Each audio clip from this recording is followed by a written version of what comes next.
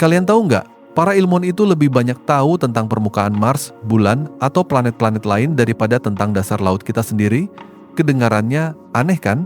Padahal, luar angkasa jaraknya miliaran kilometer, sedangkan laut ada di bumi, tepat di depan mata kita. Jadi, kenapa ya lautan ini masih jadi misteri besar? Yuk, saya ajak kalian menyelami alasannya. Alasan pertama dan paling utama adalah tekanan air yang luar biasa. Coba kalian bayangin, tiap 10 meter kalian menyelam ke bawah, tekanan airnya nambah sebesar 1 atmosfer. Itu setara dengan tekanan udara di permukaan laut. Nah, kalau kalian terus menyelam sampai ke titik terdalam di Samudra Pasifik, yang namanya Palung Mariana, tekanannya bisa mencapai 1100 atmosfer. Itu artinya, tekanan yang menimpa kalian sama dengan tekanan 50 pesawat jet jumbo yang ditumpuk di atas kepala kalian. Gila kan? Teknologi kapal selam kita saat ini masih sangat terbatas buat menahan tekanan sebesar itu. Kita butuh material super kuat dan desain yang sangat canggih, dan itu biayanya mahal banget. Beda sama luar angkasa, yang ruangnya hampa udara, jadi nggak ada tekanan yang harus dilawan. Masalah kedua, cahaya matahari nggak bisa tembus ke dalam laut yang terlalu dalam. Hanya dalam 500 meter pertama, cahaya masih bisa masuk. Lewat dari itu, semuanya gelap gulita, dingin, dan benar-benar tidak terlihat. Ini yang bikin eksplorasi jadi jauh lebih susah.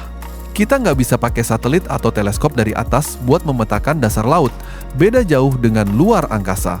Kalau di sana, kita bisa pakai teleskop canggih seperti Hubble atau James Webb yang bisa menangkap gambar-gambar detail dari galaksi yang jaraknya jutaan tahun cahaya. Di laut, kita harus turun langsung, dan itu butuh kapal selam khusus. Bahkan, teknologi sonar yang kita pakai buat memetakan dasar laut pun punya keterbatasan. Sinyalnya bisa menyebar dan memantul, jadi peta yang kita dapatkan nggak seakurat foto-foto satelit di luar angkasa. Alasan lain yang bikin pusing para ilmuwan adalah luasnya lautan yang benar-benar nggak masuk akal. Lautan menutupi lebih dari 70% permukaan bumi, dan sebagian besar dari area itu masih belum terpetakan. Bayangin, kita sudah memetakan 100% permukaan Mars dan bulan, tapi baru sekitar 20% dari dasar laut kita yang terpetakan dengan resolusi tinggi. Sisanya masih misteri. Itu artinya, ada area seluas benua-benua di bumi yang belum pernah disentuh atau dilihat oleh manusia. Kita nggak tahu makhluk apa saja yang hidup di sana, atau rahasia geologi apa yang tersembunyi. Bahkan, ada kemungkinan penemuan-penemuan luar biasa yang bisa mengubah pemahaman kita tentang kehidupan di bumi. Selain itu, kehidupan di dalam laut dalam juga sangat aneh dan misterius. Di luar angkasa, kita belum menemukan bukti kehidupan lain. Tapi di laut dalam, kita tahu ada jutaan spesies yang hidup, tapi kita baru menemukan sebagian kecilnya. Beberapa dari mereka punya adaptasi yang luar biasa, seperti bisa hidup tanpa cahaya matahari dan malah mengandalkan ventilasi hidrotermal yang memuntahkan air panas berisi bahan kimia beracun.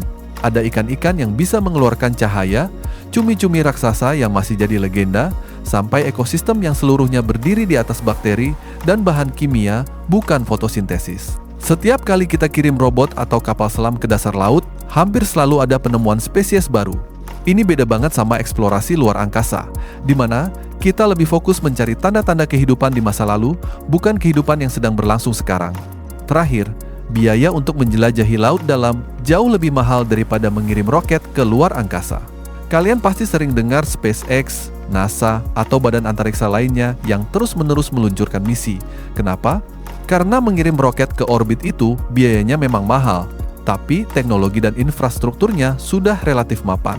Sedangkan untuk membangun kapal selam yang bisa menahan tekanan ekstrem dan robot yang bisa beroperasi di kedalaman ribuan meter, biayanya bisa lebih gila lagi. Belum lagi tantangan logistiknya, kapal-kapal penelitian harus beroperasi di laut lepas selama berbulan-bulan dengan risiko yang sangat tinggi. Misi-misi ini juga butuh sumber daya manusia yang spesialis, dari insinyur kelautan sampai ahli biologi laut. Ini semua bikin penelitian laut dalam jadi lambat dan terbatas. Semua ini bikin lautan kita jadi tempat yang jauh lebih menantang untuk dijelajahi daripada luar angkasa. Walaupun kita sudah mengirim manusia ke bulan, tapi baru 3 orang yang berhasil mencapai dasar Palung Mariana. Angka itu jauh lebih sedikit kan? Ini menunjukkan betapa jauhnya kita dari memahami samudra kita sendiri.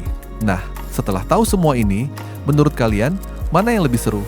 Menyelami laut dalam atau menjelajah luar angkasa? Tulis jawaban kalian di kolom komentar ya.